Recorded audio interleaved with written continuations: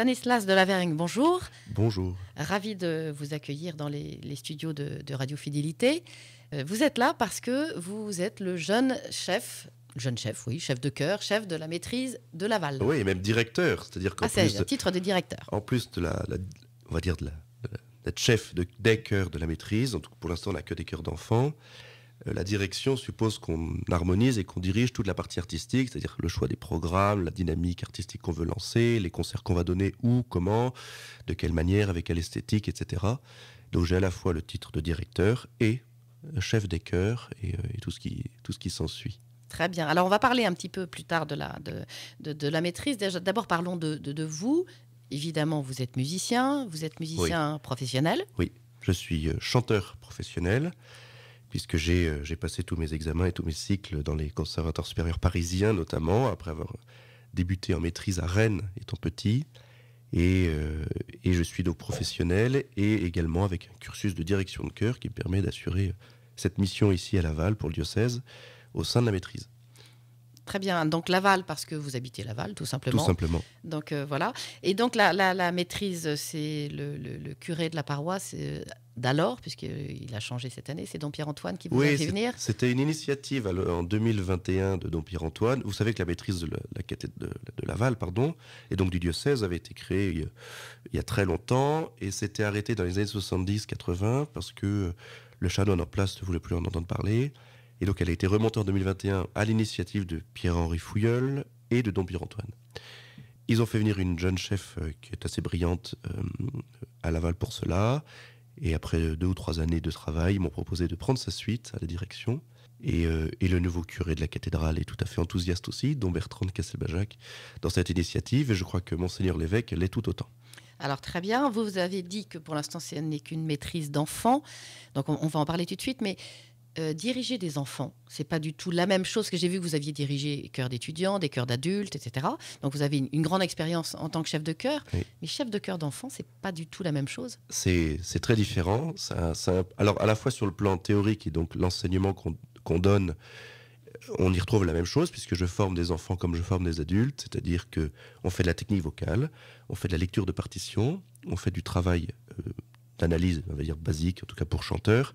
Donc j'ai à peu près le même socle de cours, mais je me rends compte avec des enfants que le contenu doit être adapté, les exemples doivent être variés, et surtout qu'un enfant a un niveau de concentration très limité. Très limité. Et donc ça m'oblige évidemment à me remettre en question, à retravailler, à repenser mon exercice. Et c'est aussi passionnant parce que les enfants sont des éponges, ils prennent tout ce qu'on leur donne, alors que j'avais souvent des murs avec des adultes ou même des étudiants, parce que alors il y a la journée de travail dans les pattes, il y a les habitudes anciennes dans d'autres chœurs. Et là, avec des enfants qui sont tous débutants, il y a un plaisir aussi à donner parce qu'ils prennent tout ce qu'ils peuvent prendre, ils appliquent ça immédiatement. Moi, j'ai un exemple débile, mais avec des chœurs d'adultes, quand on parle de respiration abdominale, ça peut prendre un bon mois, c'est-à-dire 4 à 5 répétitions pour commencer à avoir des fruits de ce que c'est. Les enfants, en 2 heures, je l'avais. C'est-à-dire que j'avais plus une seule épaule qui se levait, la respiration était immédiate, et ils arrivaient à l'appliquer dans un chant. Ça, c'est un vrai bonheur en tant que chef de voir que ce qu'on propose et ce qu'on donne est immédiatement appliqué. J'ai un autre exemple, c'est quand on déchiffre une partition. Nous, on fait un travail d'intervalle, donc on essaye de calculer la distance entre les notes sur la partition. Avec des adultes, repérer des quintes, des tierces, ça peut prendre un peu de temps. Les enfants, une fois qu'ils l'avaient dans l'oreille, ils savaient tout chanter. Et donc le déchiffrage va être beaucoup plus rapide. Et c'est ça aussi qui m'excite et qui me plaît, c'est qu'on peut déchiffrer les partitions. Et donc être libre musicalement, tout à fait autonome. Alors vous parlez de répétition de 2 heures, ça me paraît énorme. On m'avait expliqué, j'ai jamais dirigé de chœur d'enfant, mais on m'avait expliqué qu'il fallait les tenir 1 heure, mais sans une seule seconde d'inattention. Parce qu'une fois qu'on a perdu l'attention d'un enfant, elle est vraiment partie. Alors ce que je fais, moi, c'est 1 heure avec les grands, donc collège-lycée 2 fois par semaine, et les plus petits, c'est-à-dire la pré-maîtrise, donc c'est du CE2 au CM2, je les prends 3 quarts d'heure 2 fois par semaine. Donc je garde des plages limitées, mais j'ai augmenté le nombre de répétitions.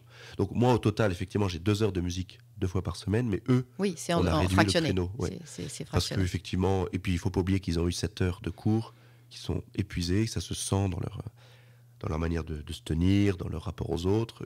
On a fait une répétition un samedi matin. Évidemment, les esprits sont beaucoup plus frais, ça va beaucoup plus vite. On sent que le soir, c'est un peu plus lourd. Donc, 1 heure, c'est largement suffisant pour faire tout ce qu'on a à faire. Et puis, ils ont de l'énergie à ressortir après les cours, évidemment. Exactement, oui. très bien. Et beaucoup de par cœur dans l'apprentissage. J'imagine que c'est plus simple que de rester fixé à une partition. Le par cœur est plus simple. J'avoue que étant moi-même un très mauvais élève à ce sujet, et mes professeurs, même à l'opéra, ils pourront en parler, mais je pense qu'effectivement, il y a un intérêt au par cœur, parce que voir un chœur d'enfant qui chante en concert, le nez dans la partition, c'est pas très élégant. Et en même temps, je ne m'y fixe pas un objectif précis de l'apprentissage par cœur, déjà parce qu'on n'a pas eu beaucoup de répétitions d'ici les concerts. Peut-être qu'on fera mieux en juin.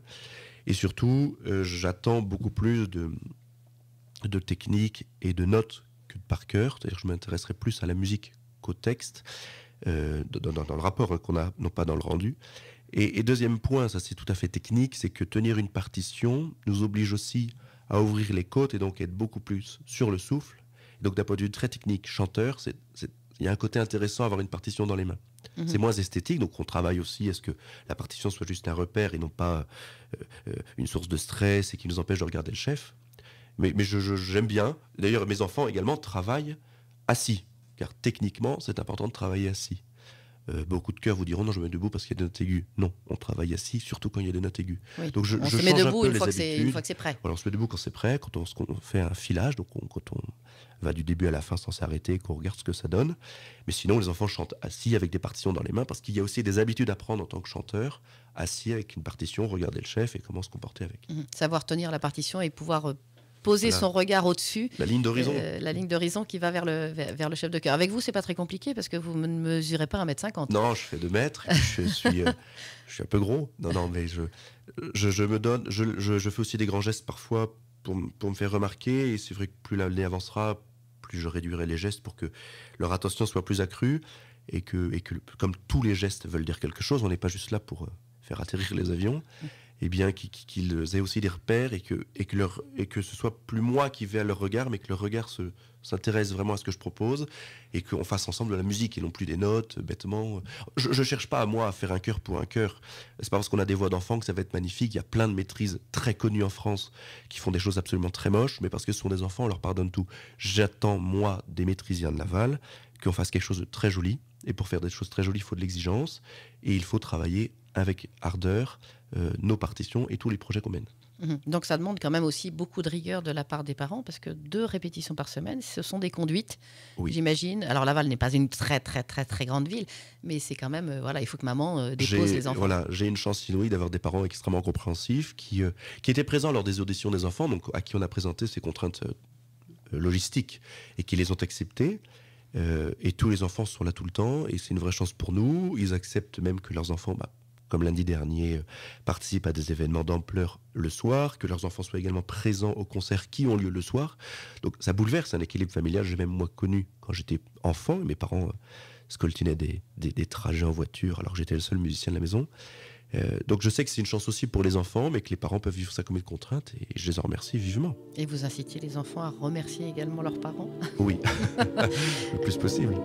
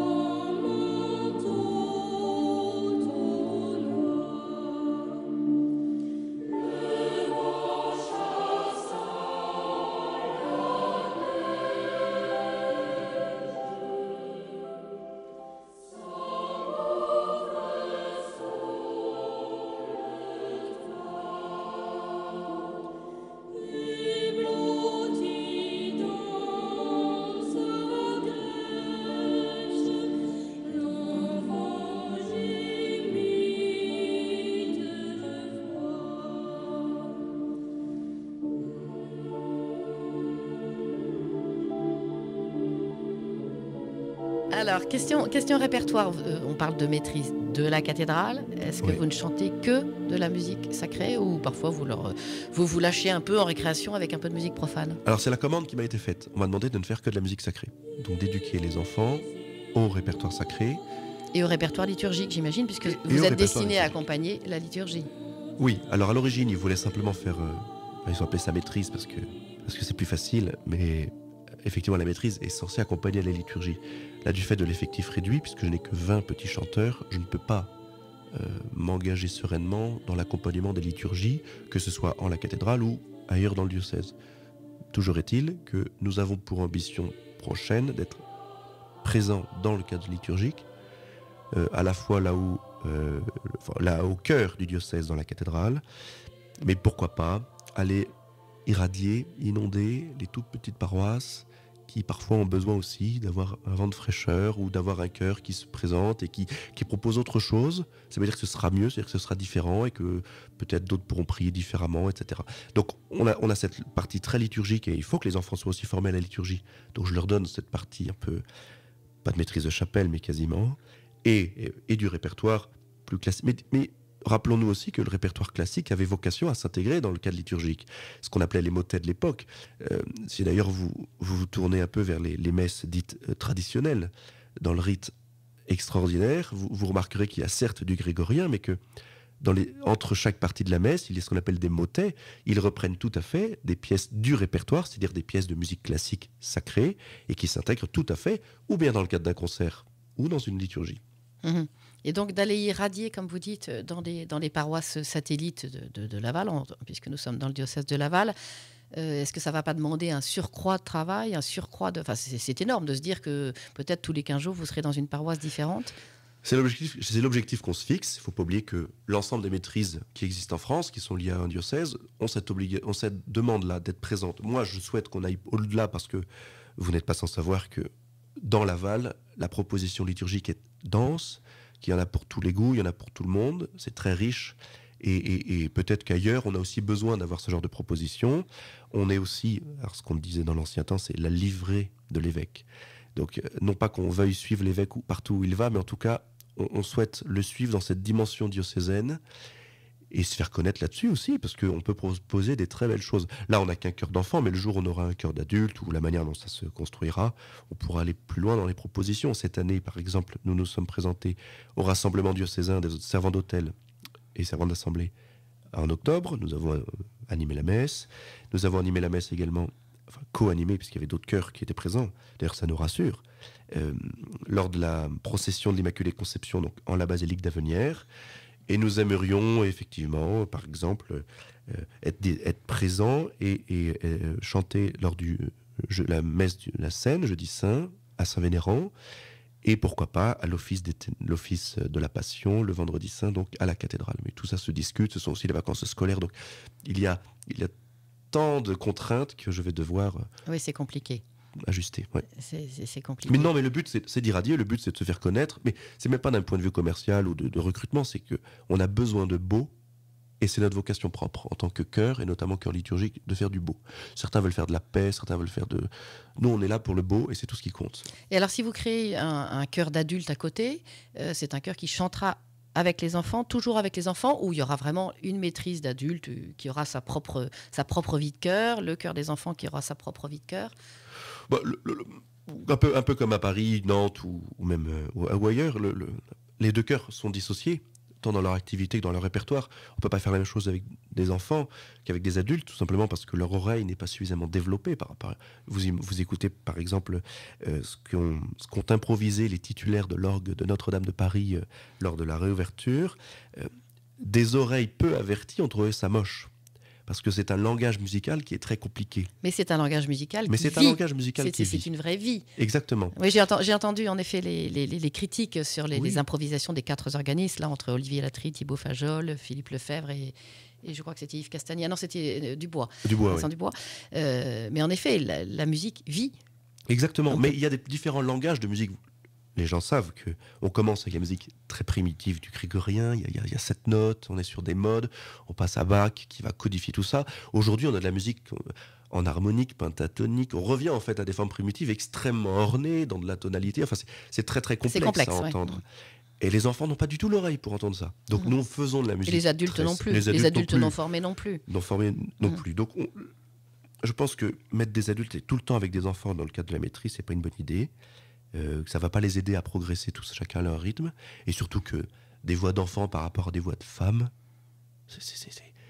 ça n'a pas de sens de les mettre ensemble, ça sonne pas de la même manière, il n'y a pas la même rondeur, il n'y a pas la même couleur, il n'y a pas le même... Et on ne profiterait pas de ce côté Et cristal non, de la voix exactement, d'enfant. exactement. Mais bon, dans le cas liturgique, pourquoi pas les rassembler? Je sais aussi que les adultes sont peut-être plus disponibles, parce que quand il y a un enfant, il ne faut pas imaginer qu'il y a un conducteur et qu'il y a une famille derrière qui est impactée. Donc conduire une famille complète, fois 20 ou 50 métrisiens aux quatre coins du diocèse de temps en temps, je vais me faire des copains assez vite. Tandis que des adultes qui viendraient de leur propre chef, dans le cadre de la maîtrise dans le diocèse, ça marcherait bien mieux. Et d'ailleurs, ce serait peut-être plus facile. Mhm. Alors justement, le répertoire, que chantent vos enfants? Est-ce que c'est du répertoire très très classique? Enfin, on parlait de Bach il y a un instant, des chorales de Bach. Est-ce que vous allez piocher dans des répertoires un peu contemporains, légèrement, mais un peu contemporains, ou dans cette musique anglaise qui a tant donné pour les maîtrises d'enfants comme Britten, Rutter, Moby, etc. Quel est votre répertoire pour l'instant? Le répertoire est vraiment entre on va dire même Palestrina, donc on est au XVIe siècle, jusqu'à Rutter, qui est un compositeur très actuel. Il est pas encore mort. Rutter, c'est un compositeur. Il est né en 1935, je oui, crois, oui, ou quelque chose comme ça. Il y a quelqu'un qui a composé toute la musique liturgique. So British. So British, même anglicane, mais qui est un très, très grand compositeur. Le projet maîtrisien, là, cette année, s'articule autour d'un concert à Noël et d'un concert en fin d'année. Donc, le concert de Noël va reprendre les hymnes traditionnels qu'on connaît. J'ai essayé de trouver effectivement des harmonisations un peu changeantes pour que les enfants chantent quelque chose de connu, mais se forcent aussi à déchiffrer différentes voix méconnues.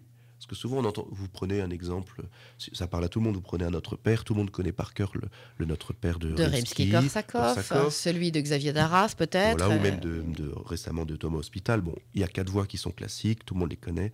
Là, j'ai cherché des harmonisations différentes, très peu connues, et qui sont très belles pour autant, parce que je veux que mes enfants soient d'abord des lecteurs, et non pas des singes savants, comme ailleurs. Et donc les forcer à lire la musique régulièrement avec des harmonisations différentes. Donc à déchiffrer. Ils déchiffrent. Obligatoirement, ils déchiffrent. Déjà, vous avez commencé en septembre? Nous avons commencé en septembre et l'objectif était que d'ici la Toussaint, ils aient toutes les clés pour déchiffrer. Alors, ce n'est pas forcément un déchiffrage chanteur comme on l'attend aux auditions d'entrée de Radio France. Mais ils ont toutes les clés de lecture, de compréhension et d'analyse d'une partition pour être très efficace. Et aujourd'hui, je ne mâche plus le travail, je ne tape plus au piano toutes les voix. Ils se débrouillent et c'est ça qui compte.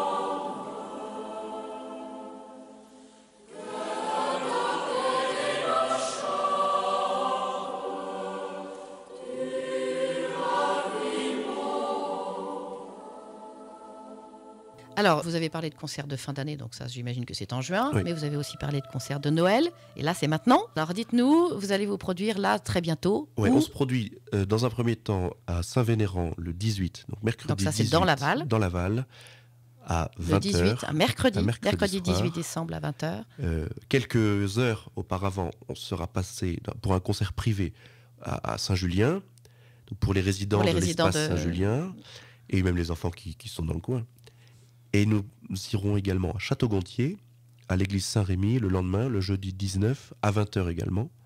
Ces concerts donc, sont des concerts de Noël, avec les enfants de la maîtrise, accompagnés évidemment par Emmanuel Ogdet, titulaire des orgues de la cathédrale de Laval. Pour Saint-Vénéran et aussi à Saint-Rémy. Il va se déplacer. Oui, il se déplace. Il va se déplacer à Saint-Rémy. C'est un concert qui dure 1h30. Même pas 1 heure. C'est 1 heure.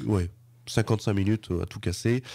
Parce que, d'ailleurs, dans le monde professionnel, c'est ce qu'on fait maintenant. Les concerts ne durent pas plus d'1 heure, 1h10, parce qu'on se rend compte que les habitudes changent. Et que à l'époque, on faisait les grands concerts de 2 heures. Maintenant, on a divisé par 2, carrément. Et donc, avec la maîtrise, c'est ce qu'on fait. De toute façon, on ne pouvait pas produire un concert plus long parce que les enfants sont peu nombreux et que quand on est enfant, chanter tout seul, dans un cadre polyphonique, c'est pas facile. Je le redis, la voix est en train de se faire. Vous imaginez bien qu'un garçon de 12-13 ans et même une fille ont des changements physiologiques tels qu'il faut à la fois acquérir la musique, comprendre son corps en évolution, accepter l'altérité, c'est-à-dire qu'il y a une fille à côté qui m'écoute, comment je vais faire pour chanter s'il y a une fille qui m'écoute ? Et inversement, une fille qui voit des garçons autour d'elle, comment est-ce qu'elle va faire ? Donc il y avait tellement de paramètres à prendre en compte que, et je le savais, le travail n'a pas pu être aussi long et important que je le voulais. Donc on fait un concert d'1 heure et je pense qu'on fera aussi 1 heure en juin. D'accord. Et donc là, des grands classiques, Il est né le divin enfant. Sauf celui-là. Sauf celui-là. Alors, Entre le bœuf et la negrie, Voilà, Les anges dans nos campagnes. Et puis quelques petites choses un petit peu plus étonnantes. Oui, parce que moi j'ai vécu à Rennes, donc j'ai en magasin quelques Noëls bretons. Il ne faut pas oublier que le diocèse de Laval appartient à la province ecclésiastique de Rennes, donc on a quand même un héritage breton, non pas à perpétuer, mais en tout cas en langue bretonne, à connaître. Donc les enfants chanteront en langue bretonne, Canab Noël, Pétrouse Arandoir, et ça se fait très bien parce que c'est des choses très très belles. Moi je l'avais chanté quand j'étais petit avec une bombarde, une harpe celtique, un orgue, c'est un grand ensemble traditionnel breton. Là on aura juste un orgue, mais avec une harmonisation l'année très prochaine. étonnante. L'année prochaine, vous allez faire venir une bombarde. Si Dieu veut. En tout cas, c'est une harmonisation de Gilles Lapingier, qui est directeur artistique de l'ensemble Millésime en résidence à l'Opéra de Rennes. Donc, encore une fois, c'est pas de la musique inventée, sortie nulle part. Ce sont des grands professionnels qui l'ont écrite. Et ce sont toujours des hymnes traditionnels. On va même aller chercher un air de Roteuil-Forêt. Et le concert sera magnifique. Ah bah très bien. Le concert est à l'entrée gratuite, parce que vous n'êtes pas sans savoir que le Concile Vatican II redit libre et ouverte, même lors d'événements culturels, non pas cultuels. Donc l'entrée au concert est évidemment gratuite. Néanmoins, la maîtrise ne vivant que de dons, comme beaucoup de choses dans l'Église, la sortie ne sera moins gratuite.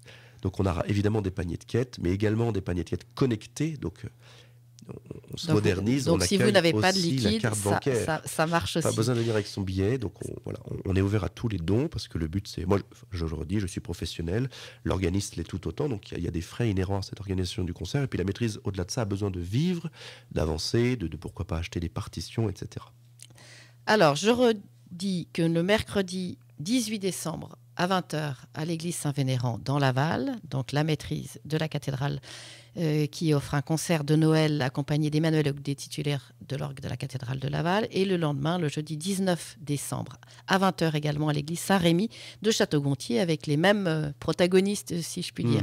Un dernier détail, si j'ai un enfant qui veut rentrer dans la maîtrise, il faut qu'il soit musicien à la base ou pas du tout? Non, je prends tous les enfants, sans niveau, sans connaissance musicale, simplement motivés et disponible, en tout cas qu'ils s'engagent à être là aux répétitions. J'auditionne, non pas pour cette année, en tout cas pour l'année prochaine, mais on commence à auditionner, à accueillir qui veut. Les enfants entrent à partir de CE2 dans la maîtrise et puis jusqu'à 77 ans quasiment. Bon, eh bien, c'est très très clair. Merci beaucoup Stanislas Merci Delavergne, vous, et j'espère que vous aurez un public nombreux les 18 et 19 décembre prochains. Avec grande joie. Et puis longue vie à cette maîtrise pour les enfants, et puis bientôt peut-être une création de maîtrise d'adultes. Merci beaucoup Stanislas. Merci à bientôt.